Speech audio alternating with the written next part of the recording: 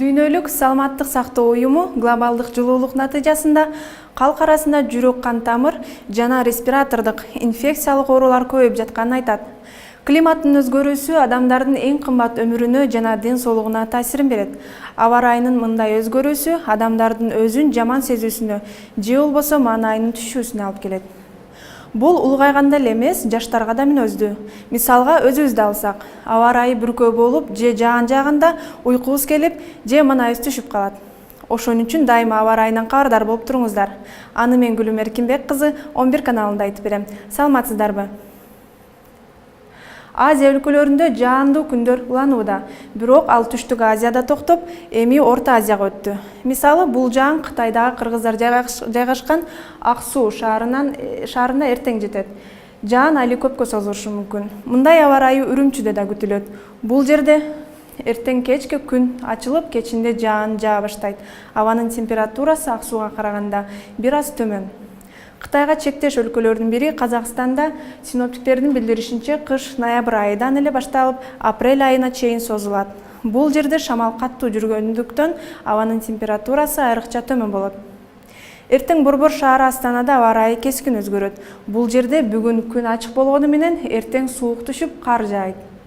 Бирок Алматы шаарында жылуу болгону менен жаандуу күндөр уланууда. Бул жаан эртең каттуу жаайт.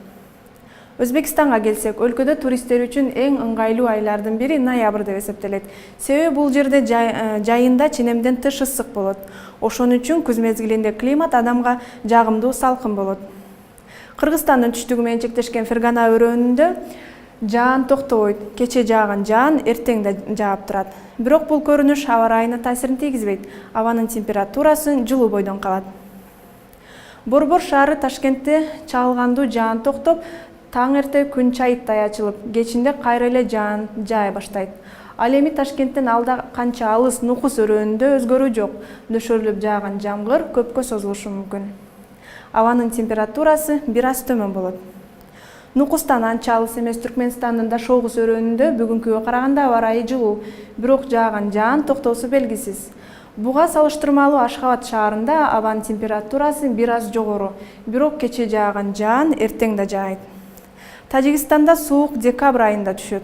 Тоолуу аймактарда августтун орто ченемдеринде эле башталат.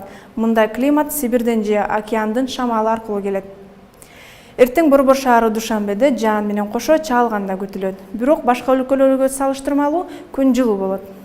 Мындай климат Хорокто да күтүлөт. Абанын температурасы Душанбеге салыштырганда бир аз төмөн. Бирок жаан токтобойт. Ал эми Баткен менен чектешкен Ходжент шаарында абанын температурасы төмөндөйт.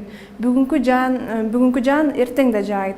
Кыргызстанда эртең түнкүсү жана эртең менен көпчүлүк аймактарда жаан, тоо этектеринде жана тоолуу райондордо кар жаашы күтүлөт. Чүй, Талас, Ош, Жалал Абад, Баткен областарынын айрым жерлеринде жаан-чачуу каттуу жаашы күтүлөт. Тоолуу аймактардын автожолдорунда кар күрткүсү күтүлөт. Жолдор тоңголок, тайгак болот. Батыштан соккон шамалдын ылдамдыгы секундасына 4-9 метрден, кээ бир райондордо 15-20 метрге жетиши күтүлөт. Эскерте кетсек, алыскы жолго сапар алган болсоңуздар, унааңыздарды кышкы дөңгөлөк чынжырлар менен жабдуу кеңештелет. Сиздер Кыргызстан жана ага кошуна өлкөлөрдөгү аба ырай менен тааныштыңыздар. 11 каналы сиздерге булутсуз маанай каалап, өз ишин улантат. Көрүшкөнчө.